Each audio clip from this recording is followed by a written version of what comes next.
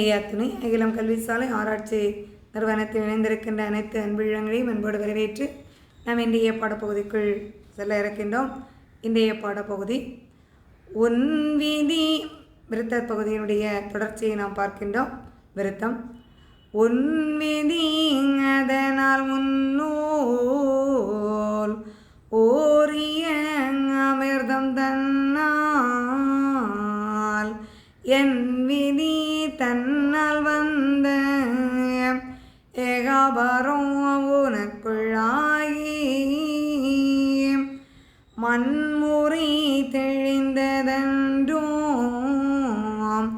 மான்கண்டு ஈண்டதன்றும் பன்மகள் அகன்றதன்றும்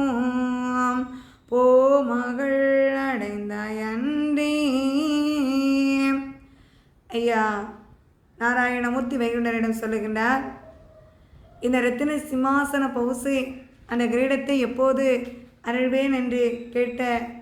என்னுடைய மைந்தா, உன்னுடைய விதியால், அதாவது அந்த அத்தனை கர்ம வினைகளும் அகற்றப்பட்டு அனைத்து சாபங்களும் நிறைவேற்றப்பட்டு அந்த அவதாரத்தினுடைய ஒவ்வொரு நோக்கங்களும் அங்கே நிறைவேறி அங்கே இகவரா தஞ்சமென்று ஏகம் ஒரு நிலையில் அங்கே இருக்கின்ற அந்த நேரத்தில் என் விதி தன்னால், அதாவது அங்கே நாராயணருக்கு மீண்டும் அவதாரம் இல்லை என்ற அந்த நிலை அங்கே உருவாகி ஒன்று பரம்பொருளே அனைத்துக்கும் உயர்ந்தவர் அவருக்குள் இருந்துதான் அனைத்தும் செயல்படுகின்றது,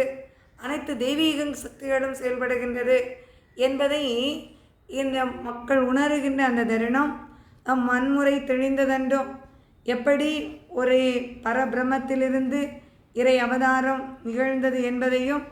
மீண்டும் மீண்டும் இந்த இறை அவதாரம் என்பது தோன்றிக் கொண்டிருக்காமல் இந்த கலியோடு அனைத்தும் அங்கே இடிக்கப்பட்டு அந்த இறை சக்தியானது நிலையாக ஒரே நிலையில் இருந்து செயல்படுகின்ற அந்த தருணத்தில் மான்கண்டு ஈண்டதென்றோ பொன்மகள் அகன்றதென்றோ பூமகள் அடைந்தாய் என்றே அத்தனை சிறப்புகளையும் அத்தனை கடமைகளையும் அத்தனை செயல்பாடுகளையும் நிறைவேற்றிவிட்டு இங்கே ஐயா எப்போது அந்த செயல்பாடுகள் ஒவ்வொன்றையும் நிறைவேற்றி அங்கே